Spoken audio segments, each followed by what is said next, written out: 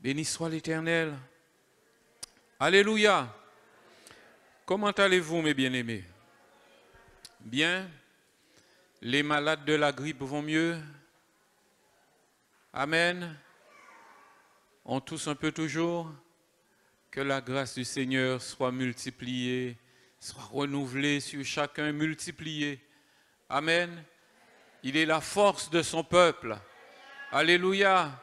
Son serviteur a pu dire, l'Éternel qui me guérit de toutes mes maladies. Alléluia. Il est le Dieu des délivrances. Que sa bonté encore nous enrichisse ce matin.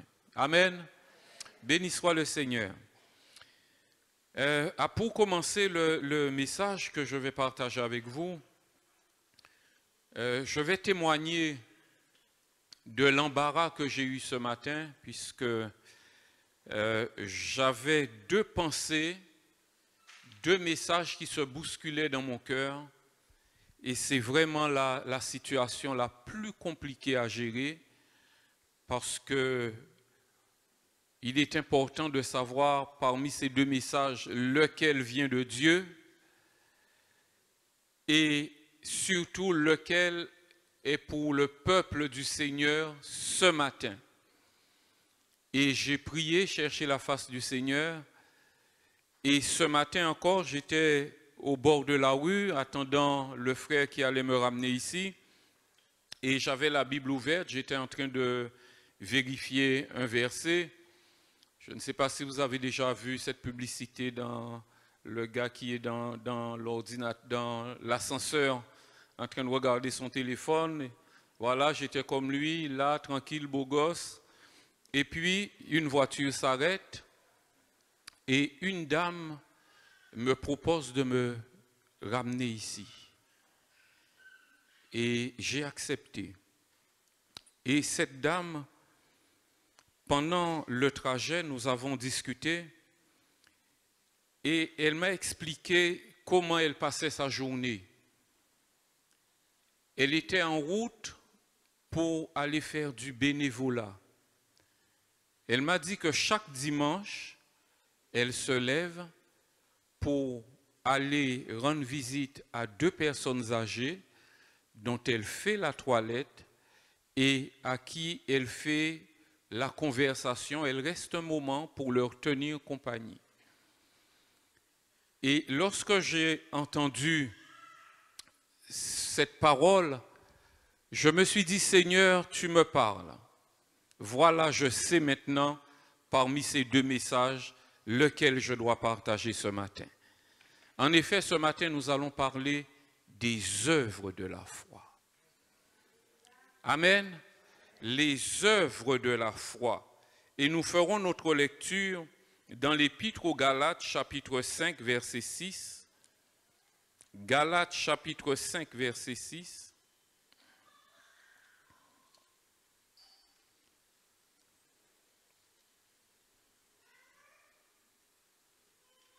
Galates, chapitre 5, verset 6. 5, pas 1.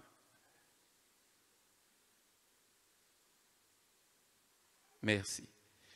Car en Jésus-Christ, ni la circoncision, ni l'incirconcision n'ont de valeur, mais seulement la foi qui est agissante par l'amour. Amen. Ce matin, je ne suis pas en train de parler à des hommes et des femmes qui, comme cette dame, cherchent leur salut dans les œuvres. Je suis en train de m'adresser à des hommes et des femmes qui sont déjà sauvés. Amen. Et sauvés par la foi en Jésus-Christ. Comme il nous est dit dans Éphésiens chapitre 2, versets 8 et verset 9, car c'est par la grâce que vous êtes sauvés, par le moyen de la foi, et cela ne vient pas de vous, c'est le don de Dieu. Ce n'est point par les œuvres, afin que personne ne se glorifie. Mais le verset 10 continue, car nous sommes son ouvrage, ayant été créés en Jésus-Christ pour de bonnes œuvres que Dieu a préparées d'avance afin que nous les pratiquions. Je répète, et il faut que cela soit clair entre nous ce matin, personne n'est sauvé par les œuvres. Nous sommes sauvés par la grâce, par la foi en Jésus-Christ seul. Mais la Bible nous parle aussi des œuvres. Et il est important de bien comprendre quelle est la place qu'ils doivent avoir dans nos vies. Ainsi, l'apôtre Jacques en parle très largement dans son épître au chapitre 2, et nous lirons à partir du verset 14, Jacques chapitre 2, à partir du verset 14. Il dit, « Mes frères, que sert-il à quelqu'un de dire qu'il a la foi s'il n'a pas les œuvres? Cette foi peut-elle le sauver? Si un frère ou une sœur sont nus et manquent de la nourriture de chaque jour, et que l'un d'entre vous leur dise, allez en paix, chauffez-vous et rassasiez-vous, et que vous ne leur donniez pas ce qui est nécessaire au corps, à quoi cela sert-il? Il en est ainsi de la foi. Si elle n'a pas les œuvres, elle est morte en elle-même. Mais quelqu'un dira, toi tu as la foi, et moi j'ai les œuvres. Montre-moi ta foi sans les œuvres, et moi je te montrerai la foi par mes œuvres. Tu crois qu'il y a un seul Dieu, tu fais bien. Les démons aussi le croient et ils tremblent. Veux-tu savoir, ô homme vain, que la foi sans les œuvres est inutile? Abraham, notre père, ne fut-il pas justifié par les œuvres lorsqu'il offrit son fils Isaac sur l'autel? Tu vois que la foi agissait avec ses œuvres et que par les œuvres, la foi fut rendue parfaite. Ainsi s'accomplit ce que dit l'Écriture. Abraham crut à Dieu et cela lui fut imputé à justice et il fut appelé ami de Dieu. Vous voyez que l'homme est justifié par les œuvres et non par la foi seulement. Rahab la prostituée, ne fut-elle pas également justifiée par les œuvres lorsqu'elle reçut les messagers et qu'elle les fit partir par un autre chemin? Comme le corps sans esprit est mort, de même la foi sans les œuvres est morte. La foi sans les œuvres est morte. Bien-aimés, il est facile de dire pour quelqu'un, j'ai la foi.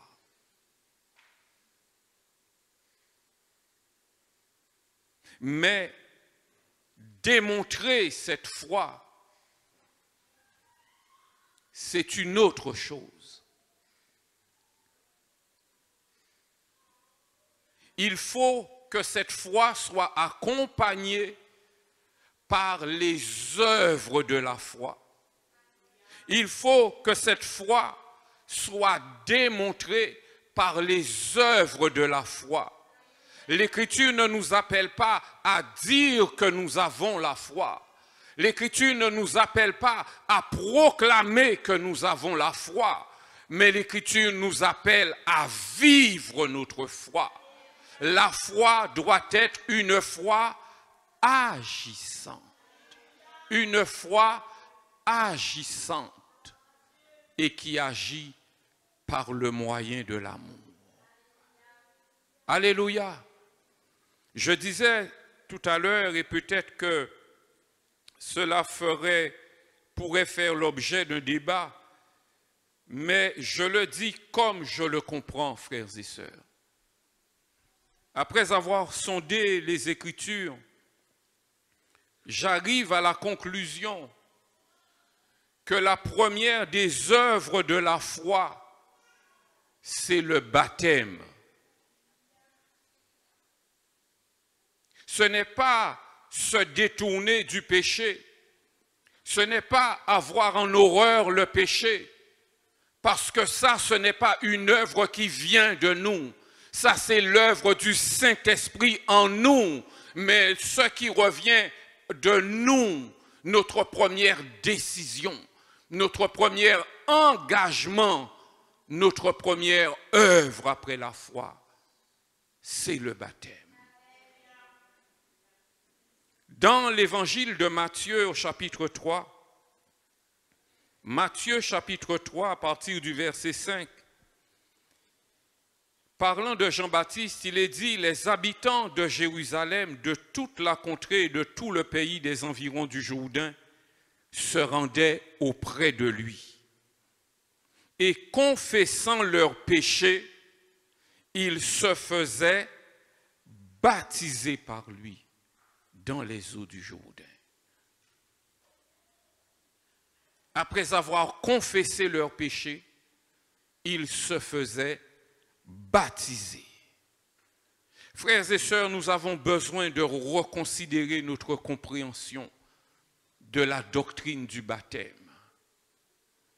Si quelqu'un n'était pas au clair sur cette question, prenons quelques instants pour parcourir quelques versets de la parole de Dieu, notamment dans le livre des Actes au chapitre 2, Actes chapitre 2, versets 37 et 38.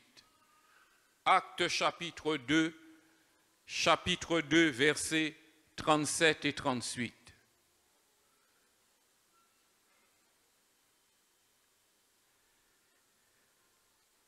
Après avoir entendu ce discours, ils eurent le cœur vivement touché et ils dirent à Pierre et aux autres apôtres, « Hommes, frères, que ferons-nous » Pierre leur dit, « Repentez-vous et que chacun de vous soit baptisé au nom de Jésus-Christ pour le pardon de vos péchés, et vous recevrez le don du Saint-Esprit. » Et le verset 41 ajoute, « Ceux qui acceptèrent sa parole furent baptisés. » Et en ce jour-là, le nombre des disciples augmenta d'environ 3000 âmes.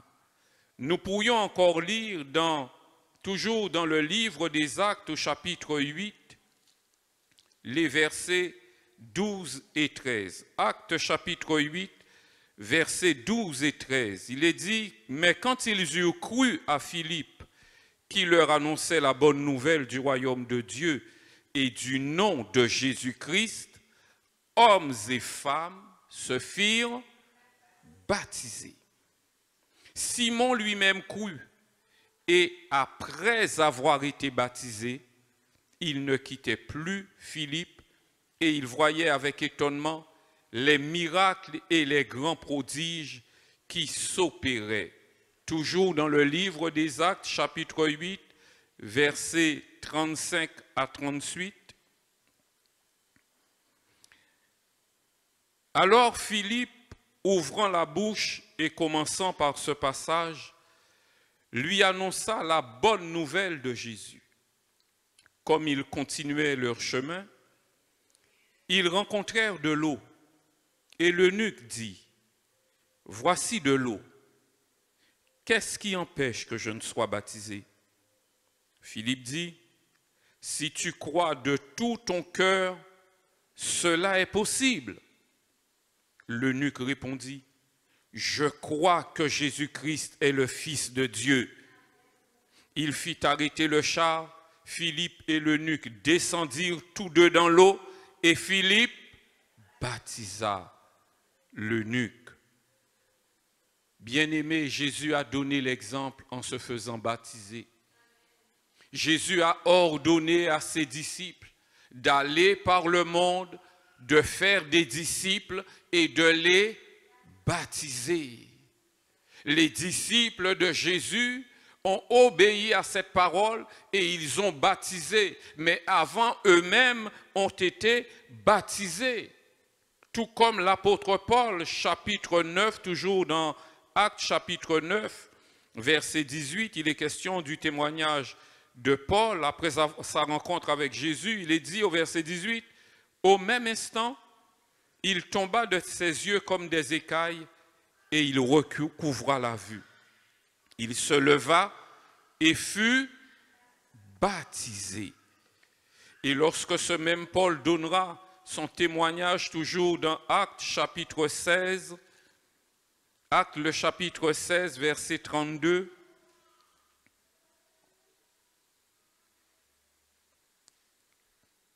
pardon, nous ne sommes pas encore au témoignage de Paul, mais gardez la référence, Actes chapitre 16, verset 30, il est question d'une autre réponse, d'une autre rencontre, d'une autre conversion. Il est dit, parlant du geôlier, il les fit sortir et dit, « Seigneur, que faut-il que je fasse pour être sauvé ?» Paul et Silas répondirent, « Crois au Seigneur Jésus, et tu seras sauvé, toi et ta famille. » Et ils lui annoncèrent la parole du Seigneur, ainsi qu'à tous ceux qui étaient dans sa maison. Il les prit avec lui à cette heure même de la nuit, il lava leurs plaies, et aussitôt il fut baptisé, lui et tous les siens.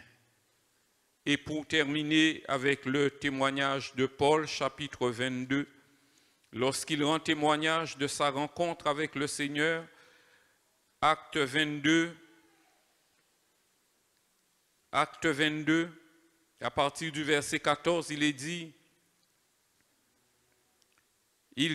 « Le Dieu de nos pères t'a destiné à connaître sa volonté, à voir le juste et à entendre les paroles de sa bouche, car tu lui serviras de témoin auprès de tous les hommes des choses que tu as vues et entendues. » Et au verset 7, il lui dit, « Et maintenant, pourquoi tardes-tu?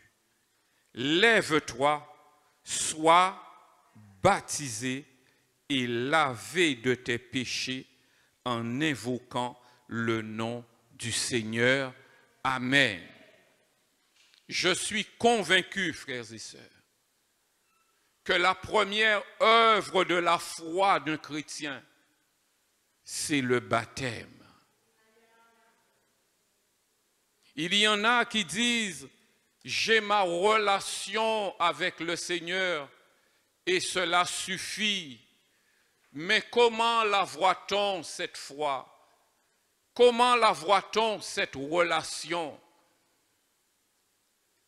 Nous ne pouvons pas dissocier la foi et l'œuvre de la foi qu'est le baptême. Dans Colossiens chapitre 2, verset 12, Colossiens le chapitre 2, verset 12.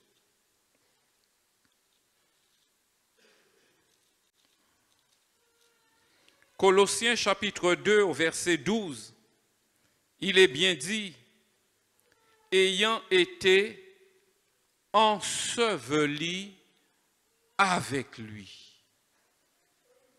Ayant été enseveli avec lui par le baptême, vous êtes aussi ressuscités en lui et avec lui par la foi en la puissance de Dieu qui l'a ressuscité des morts. Comment peux-tu dire au Seigneur que tu crois en lui alors que tu refuses d'être enseveli avec lui? Comment voit-il cette foi et cet amour que tu lui dis posséder? L'œuvre de la foi, frères et sœurs, la première en tout cas, selon ce que je comprends de la parole de Dieu, c'est de se faire baptiser.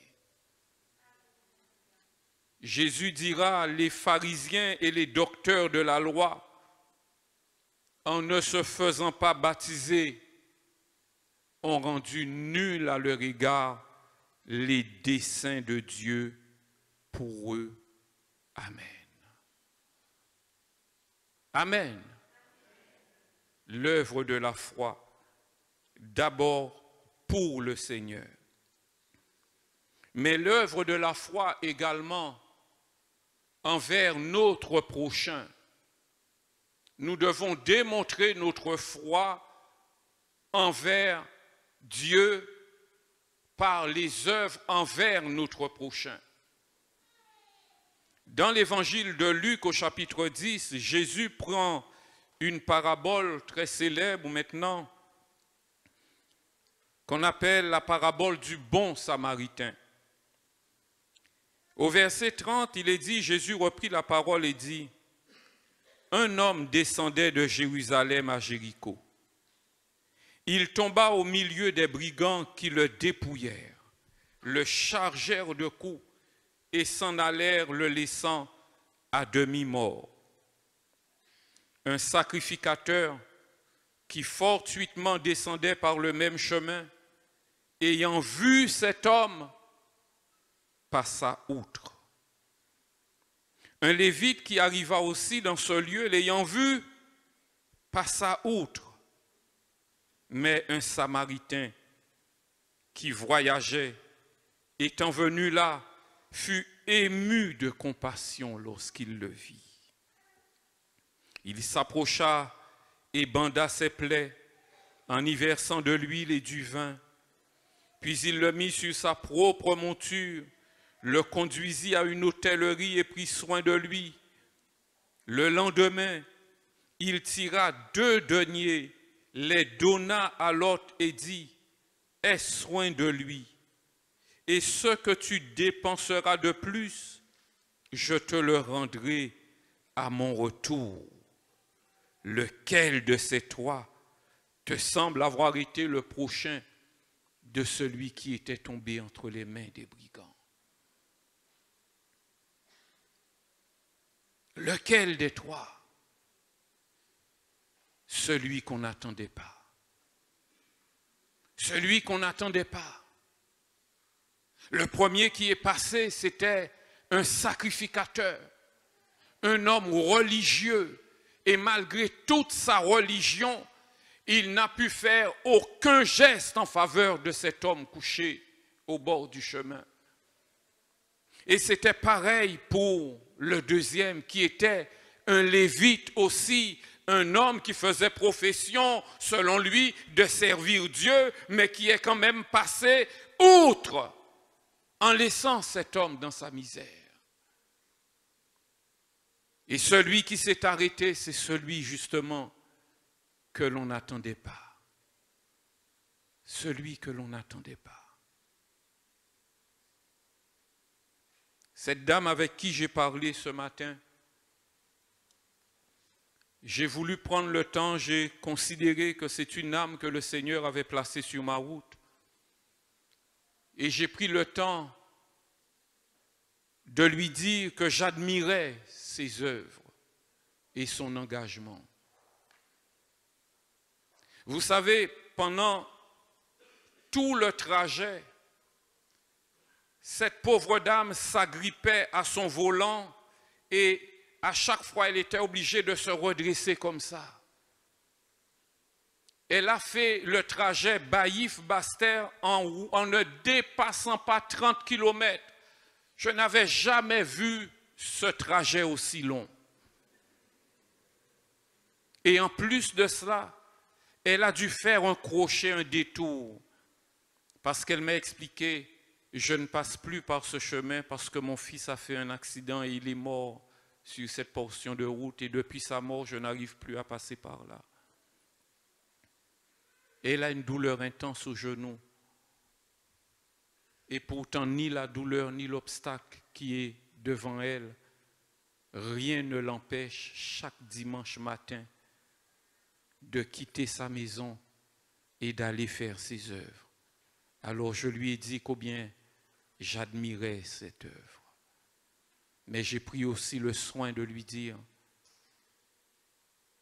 que personne ne sera sauvé par les œuvres.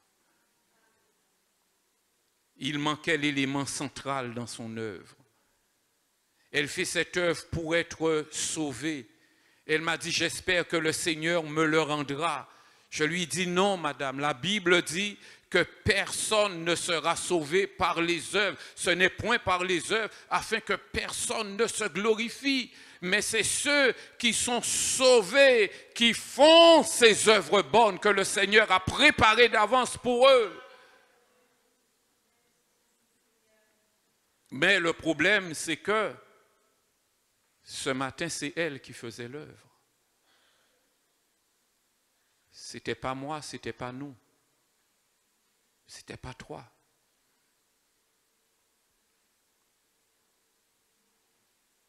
Le bon samaritain, c'est celui qu'on n'attendait pas. Frères et sœurs, pendant que nous sommes bien à l'aise chez nous, il y a des drames terribles qui se jouent dehors. Il y a une misère effroyable dehors. Et nous ne sommes pas là. Et notre foi ne se montre pas. Et notre foi n'agit pas.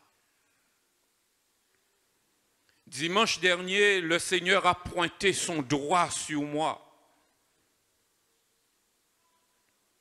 Je me dirigeais vers un distributeur pour prendre un billet. Et au loin, j'ai vu venir un de ces jeunes qui dorment dans la rue.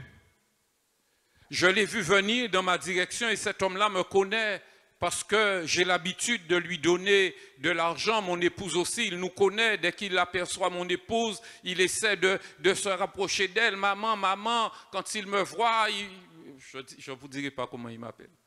C'est pas papa. Et quand j'ai vu cet homme se rapprocher de moi, je me suis dit, mince, oh là là, il va encore m'envahir,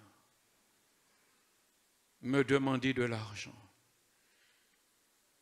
Le problème, ce n'est pas de lui donner de l'argent, j'ai l'habitude de lui donner. L'Écriture me dit de ne pas me détourner de celui qui s'approche de moi pour demander. Donc tout ce qui me demande, quand j'ai, je donne. Mais là, le problème, c'est que je n'avais pas, j'allais prendre. Et j'ai commencé à réfléchir dans ma tête.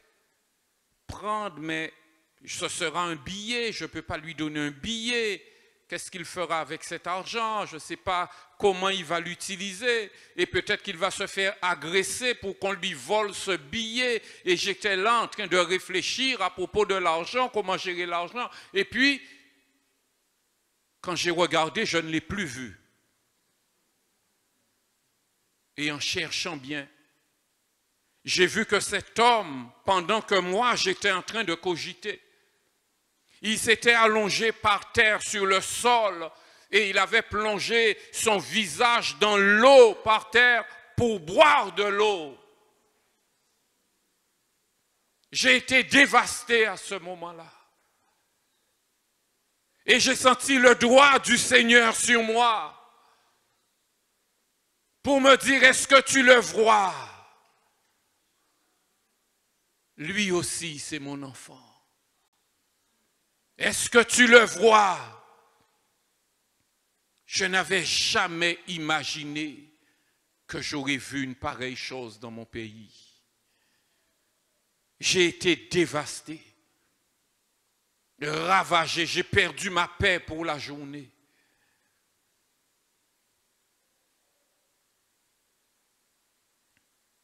Il y a un autre de ces jeunes hommes à qui nous avons l'habitude de parler, avec qui j'ai déjà eu l'occasion de prier. Et chaque fois que je le rencontre, on prend le temps de discuter, je prends un temps pour discuter avec lui. Et un jour, je lui demande, mais comment as-tu fait pour arriver dans cette situation? Et il m'explique, ma maman m'a mis dehors parce que je ne m'entendais pas avec mon beau-père. Je suis dit au Seigneur, double peine, rejeté par sa mère et livré à la rue. Et il se débrouille pour dormir à droite, à gauche. Et il me dit, moi, j'essaie de me tenir éloigné des autres parce que je ne veux pas devenir comme eux. Il y a des choses qu'il se bat pour préserver en lui. Mais en attendant, il dort dans la rue. Où sommes-nous, frères et sœurs? Que faisons-nous? Que faisons-nous? Oh, bien sûr, nous ne pourrons pas porter la solution à tous ces problèmes. Mais nous pouvons prêter la main. Nous pouvons participer en aidant ceux qui se sont déjà engagés. Nous pouvons nous mobiliser par la prière. Nous pouvons organiser des dons, nous pouvons organiser des dons de vêtements, nous pouvons organiser des distributions de nourriture. Il y a tellement de choses que nous pouvons faire. Où sommes-nous? Que faisons-nous?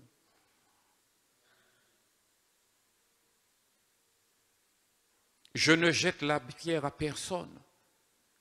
Je m'interroge aussi. Je m'interroge aussi. J'ai la foi, mais où sont les œuvres en faveur de ceux qui sont dans la rue? Ceux qui ont perdu leur humanité dans la rue, qui sont pourtant des hommes et des femmes que Dieu a créés. Où est l'œuvre de ma foi? Il y a quelques années de cela, je reviens en arrière. Un jour, mon épouse vient, nous étions en train de préparer une mission d'évangélisation, elle vient vers moi et elle me dit, voilà, il y aura quelqu'un à la maison ce soir. Je lui demande qui? Elle me dit, en passant au bas du bourg, j'ai vu une dame qui était là au milieu de ces alcooliques, au milieu de ces drogués. Alors j'ai arrêté ma voiture et je suis revenu en arrière chercher cette dame pour lui dire, madame, vous ne pouvez pas rester là, venez avec moi. Et elle m'a dit, je n'ai aucun endroit pour dormir. Alors je lui ai dit, venez, ce soir, vous dormirez chez moi.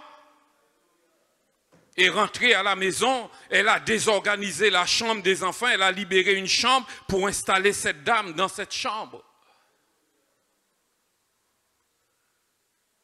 Mais ça, c'était avant Daniel. Où sommes-nous maintenant?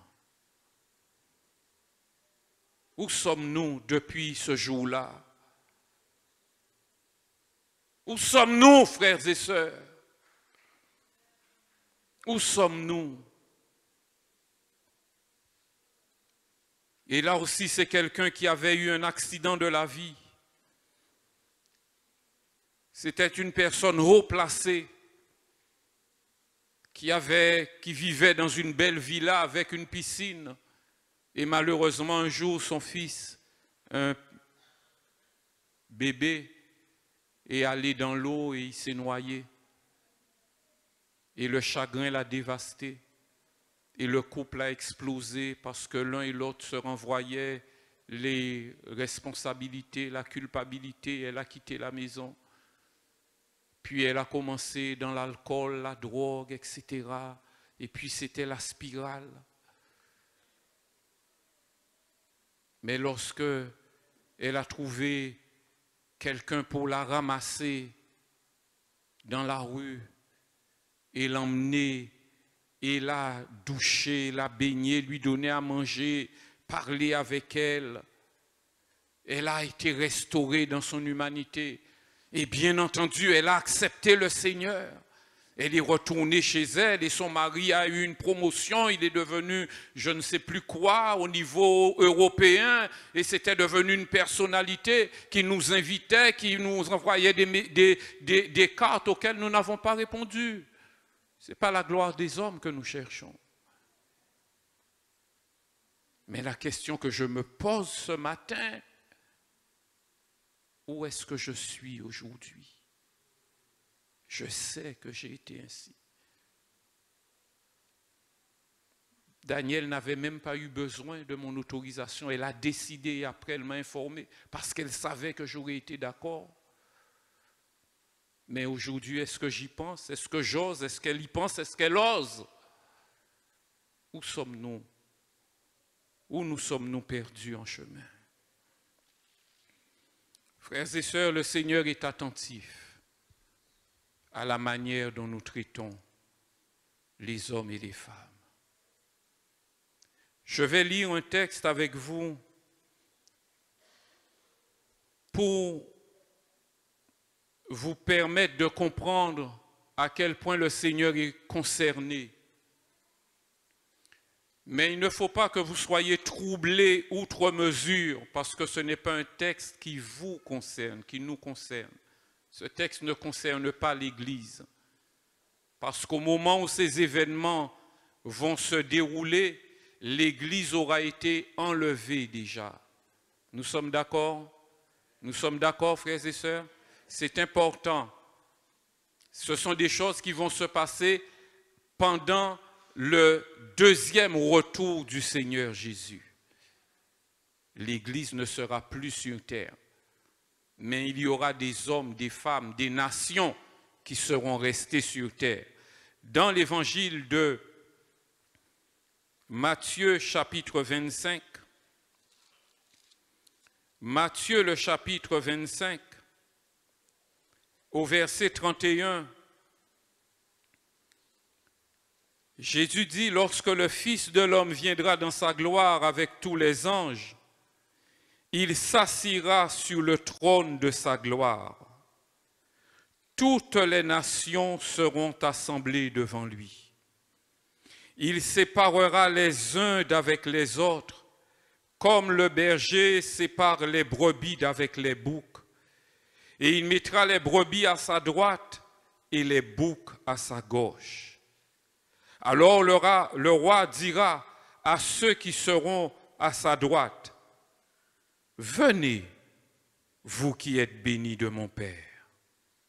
Prenez possession du royaume qui vous a été préparé dès la fondation du monde. Car j'ai eu faim et vous m'avez donné à manger. J'ai eu soif et vous m'avez donné à boire. J'étais étranger, vous m'avez recueilli.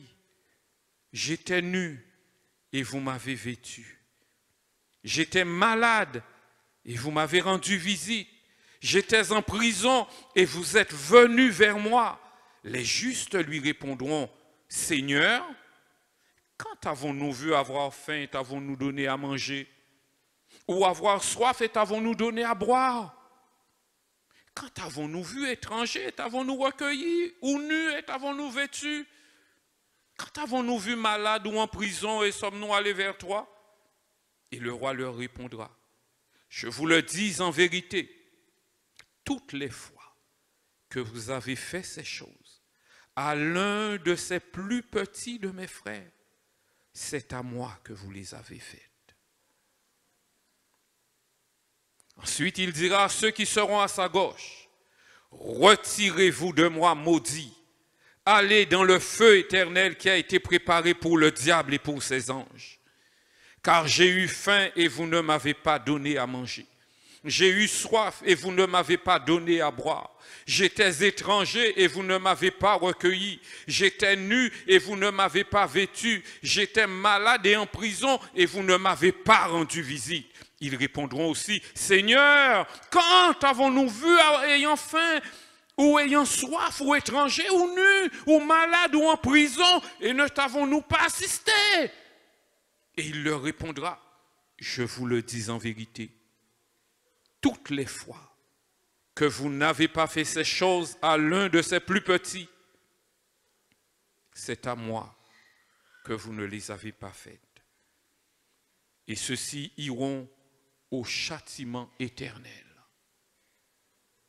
mais les justes à la vie éternelle.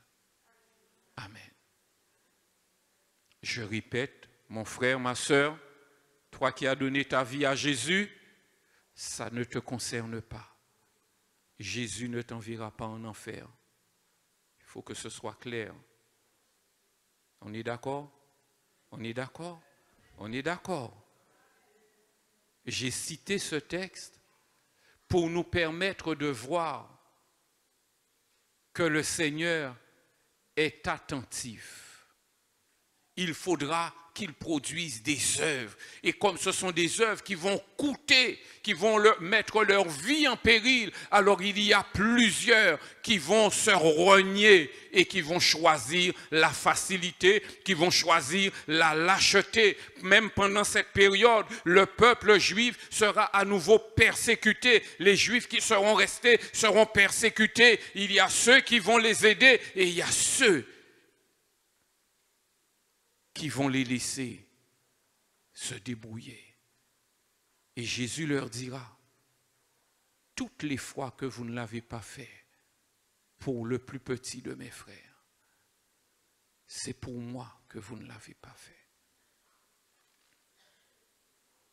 Je crois qu'aujourd'hui aussi,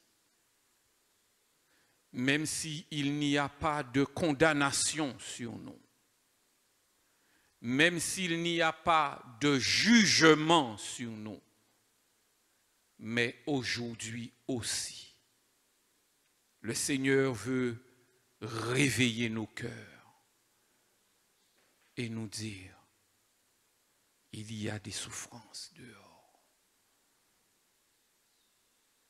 Il y a des souffrances dehors. Réveillez-vous. Réveillez-vous, il y a des souffrances. Nous avons vu le sacrificateur qui était pourtant un homme religieux passer outre. Le Lévite qui était aussi un homme religieux est passé outre. C'est la différence entre la foi et la religion. Jacques chapitre 1er verset 27 nous parle de la vraie religion. Jacques chapitre 1er verset 27.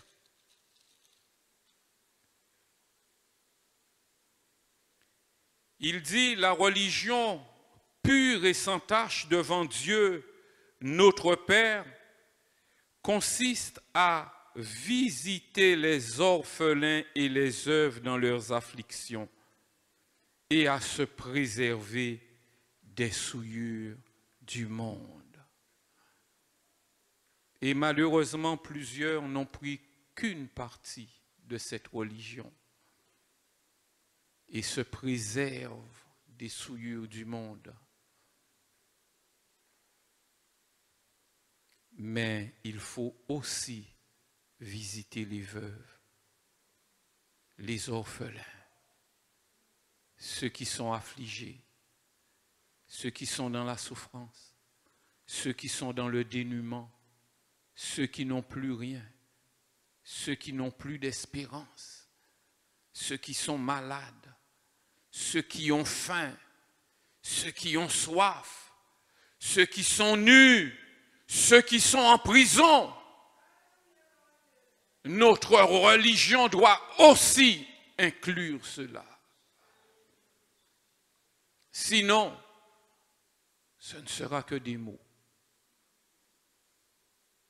Ce que Jacques dit, tu me diras, quelqu'un dira, montre-moi la foi sans les œuvres, et moi je te montrerai la foi par les œuvres.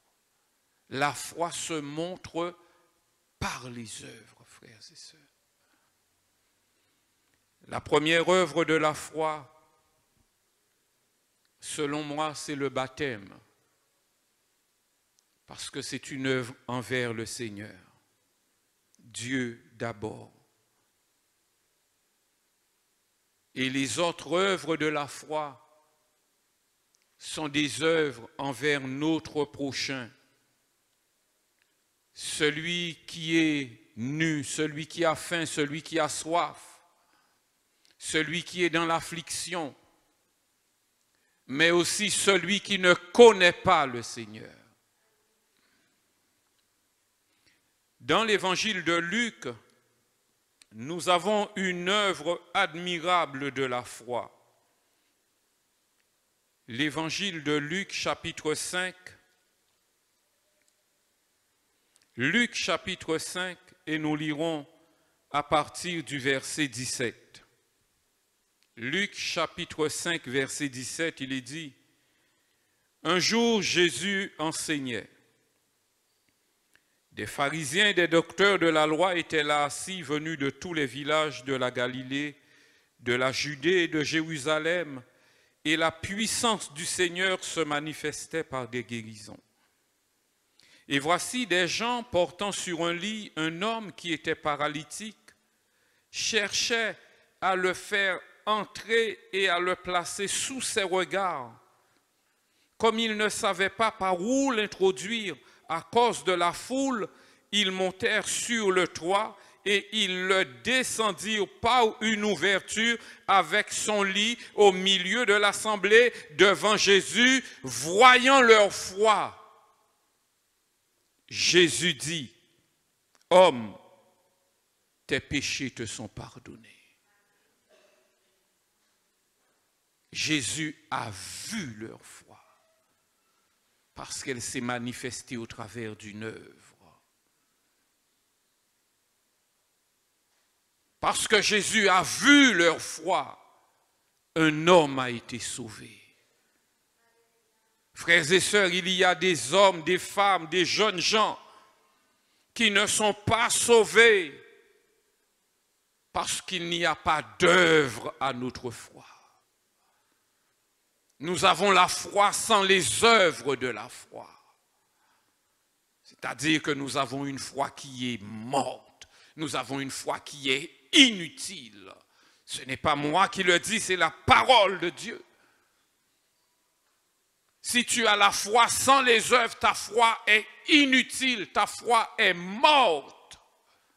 Et le Seigneur ne veut pas que son Église ait une foi morte, mais le Seigneur veut que son Église ait une foi vivante. Et une foi vivante, c'est une foi qui agit. Alléluia. Croyez-vous qu'il était facile de porter un homme sur un brancard, de le prendre là où il était et de marcher peut-être pendant des centaines de mètres pour l'emmener dans la maison où se trouvait Jésus en le portant sur un brancard? Croyez-vous qu'il était facile de prendre un homme sur un brancard et de le faire monter sur le toit d'une maison? Croyez-vous qu'il était facile de découvrir le toit d'une maison qui ne vous appartient pas?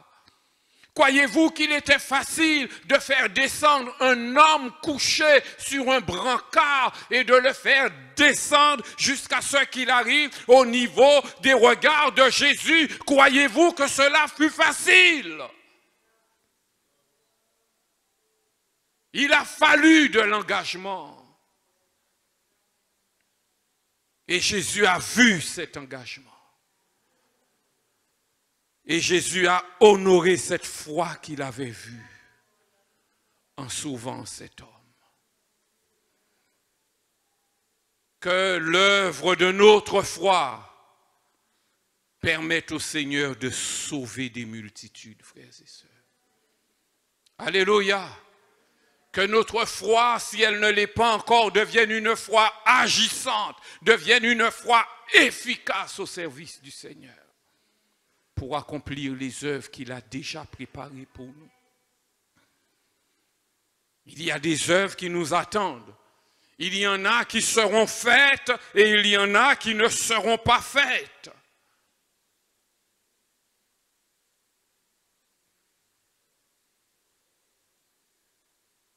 Puissent tous ceux qui entendent cette parole se repositionner ce matin. Alléluia. Le Seigneur ne parle pas pour accuser. Le Seigneur parle au contraire pour nous relever, pour nous repositionner, pour que nous puissions le glorifier. Alléluia. Je partage ces choses en toute humilité avec vous parce que je suis autant concerné que quiconque. Et le dernier texte que je voudrais partager avec vous ce matin se trouve dans la seconde épître de Pierre, au chapitre 1er. 2 Pierre, chapitre 1er, à partir du verset 3, il est dit « Sa divine puissance nous a donné tout ce qui contribue à la vie et à la piété au moyen de la connaissance de celui qui nous a appelés par sa propre gloire et par sa vertu. Celle-ci nous assure de sa part les plus grandes et les plus précieuses promesses, afin que par elles, vous deveniez participants de la nature divine en fuyant la corruption qui existe dans le monde par la convoitise. À cause de cela même, faites tous vos efforts pour joindre à votre foi la vertu, à la vertu la connaissance, à la connaissance la maîtrise de soi, à la maîtrise de soi la patience, à la patience la piété, à la piété l'amitié fraternelle, à l'amitié fraternelle l'amour. Car si ces choses sont en vous et y sont avec abondance, elles ne vous laisseront point oisifs ni stériles pour la connaissance de notre Seigneur Jésus-Christ. Dieu a fait sa part. Et ce matin, l'Église est placée devant le défi de faire sa part. Dieu ne fera pas tout pour nous, frères et sœurs. Dieu ne fera pas tout pour nous. Vous avez bien lu, il est écrit, à cause de cela, faites tous vos efforts.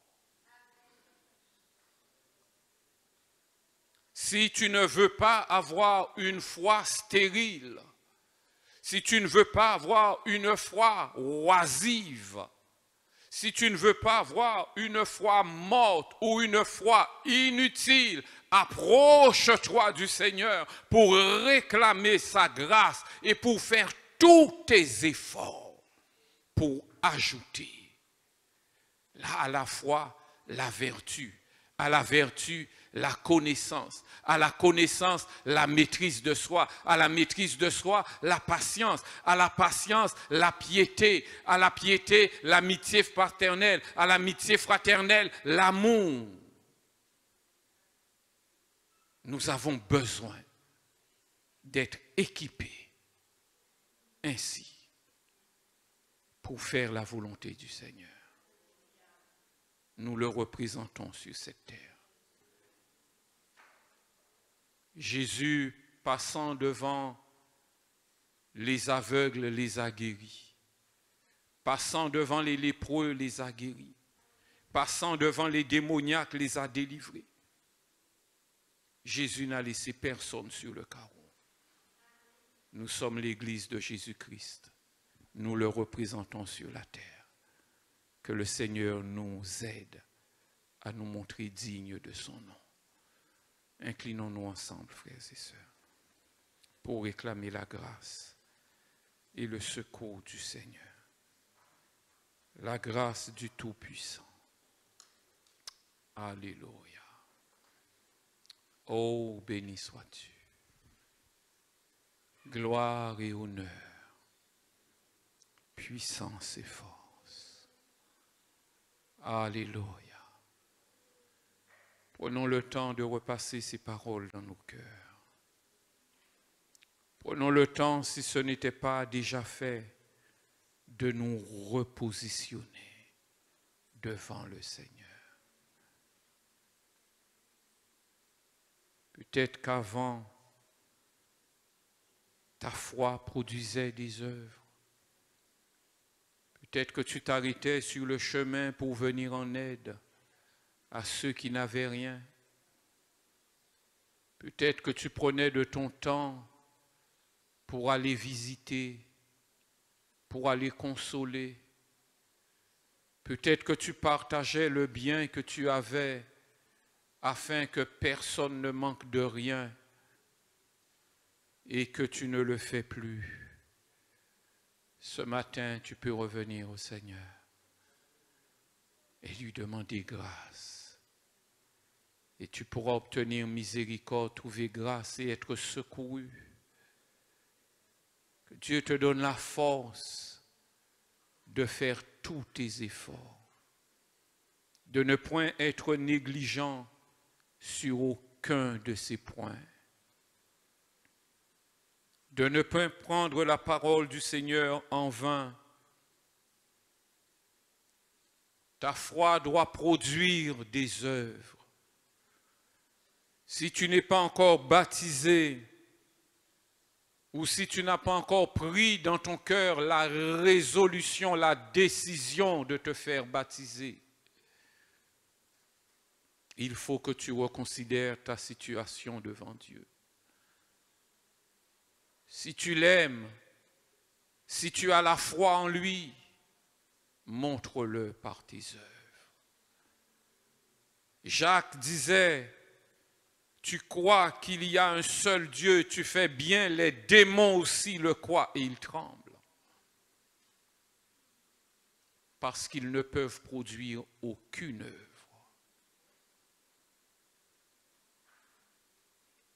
Celui qui dit qu'il croit en Dieu et qui ne produit pas d'œuvre, qui se contente simplement de croire que Dieu existe, il se trouve à ce niveau-là. Une foi qui ne débouchera sur rien, rien d'autre que la perdition. Croire que Dieu existe ne suffit pas, frères et sœurs. Il faut encore le manifester en plaçant toute sa confiance en lui. Confiance pour le salut, confiance pour la vie éternelle, confiance en sa parole. Il faut encore le manifester en obéissant à sa parole et en se faisant baptiser. La foi est agissante par le moyen de l'amour, dit la parole de Dieu. À quel point aimes-tu le Seigneur? À quel point aimes-tu ton prochain? Car en effet, c'est là son commandement. Tu aimeras le Seigneur de toute ta force, de toute ton âme, de toute ta pensée. Et tu aimeras ton prochain comme toi-même. Seigneur, nous nous tenons devant toi. Nous nous humilions devant ta face. Nous sommes conscients de nos faiblesses, de nos manquements, de nos lacunes, de nos négligences. Et nous te demandons pardon de ne pas avoir été cet homme, cette femme, dont la foi est agissante pour la gloire de ton nom. Nous venons chercher en toi ce dont nous avons besoin, Seigneur, pour rentrer dans ce plan. Merci pour ta parole qui ne nous condamne pas, mais au contraire, qui nous encourage. Merci de montrer, Seigneur, que tu as tellement confiance en chacun de nous, qu'avant même que nous soyons venus à toi, tu avais déjà préparé des œuvres pour nous. Merci pour ce réveil dans nos cœurs, dans nos consciences. Merci pour nos yeux que tu ouvres ce matin, afin que nous puissions voir ces bonnes œuvres et que nous puissions glorifier ton nom. Alléluia. que nos bonnes œuvres luisent dans les ténèbres et que l'on voit ta gloire. Au nom béni de Jésus. Amen.